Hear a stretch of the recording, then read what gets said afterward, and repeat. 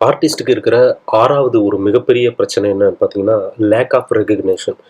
இந்த ரெகக்னிஷன் சொல்றது அவ்வளோ சீக்கிரம் யாருக்கும் கிடைச்சிராது.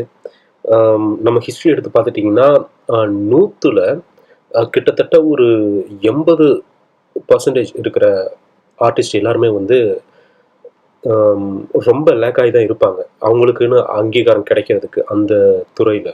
அதுக்கு காரணம் என்னன்னு பார்த்தீங்கன்னா, அந்த டயத்துல அவங்களுக்கு அதாவது ஒர்க் பண்றதுல அவங்க காட்டின இன்வால்வ்மென்ட்ட அத ப்ரமோட் பண்றதுக்கும், அத அடுத்த லெவலுக்கு எடுத்துட்டு போறதுக்கும் அவங்க போதுமான முயற்சி செய்யல. அதுதான் சரியான ரீசன்.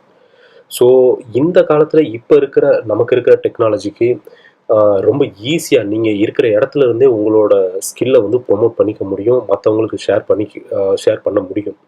நீங்க பண்ண வேண்டிய ஒரே விஷயம் என்னன்னு பார்த்தீங்கன்னா, குவாலிட்டியான ஒர்க்ஸ் பண்ண வேண்டியது தான் உங்களோட வேலை. ஆட்டோமேட்டிக்கா உங்களுக்கான மார்க்கெட்டிங்கோ, மத்த ப்ரமோஷன் எல்லாமே தானாவே நடக்குங்க. ஸோ இப்போதைக்கு இந்த அ அதாவது இப்ப நம்ம இருக்கிறது வந்துட்டு ஹைலி சாபிஸ்டிகேட்டட்ன்னு சொல்லுவாங்க. அதாவது டெக்னாலஜிக்கலா கம்யூனிகேஷன் எல்லாத்தையும் நம்ம ரொம்ப ஈஸியா பண்ணிக்க முடியும். ஸோ இப்ப நமக்கு கிடைச்சிருக்கிற அதாவது இப்ப இருக்கிற அந்த டெக்னாலஜிக்கல் வேர்ல்ட் இதுக்கு முன்னாடி இருந்த எந்த ஒரு ஆர்டிஸ்ட்டுக்குமே கிடைக்காது. ஸோ இப்படிப்பட்ட ஒரு இடத்துல இருந்துகிட்டு நம்ம பண்ண வேண்டிய ஒரே விஷயம் என்னன்னு பார்த்தீங்கன்னா, நம்ம பண்ற ஒர்க்க வந்துட்டு குவாலிட்டியா பண்ணணும்.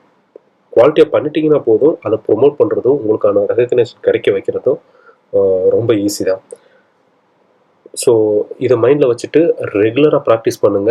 அந்த கன்சிஸ்டன்சிய மட்டும் விட்றாதீங்க. இதுதான் நான் அதாவது கொஞ்ச நாளாவே நான் ரெகுலரா பார்த்த ம் ப நெறைய அதுவும் நெறைய விஷயம் இது ரிலேட்டடா தேடிட்டு தான் இருக்கேன்.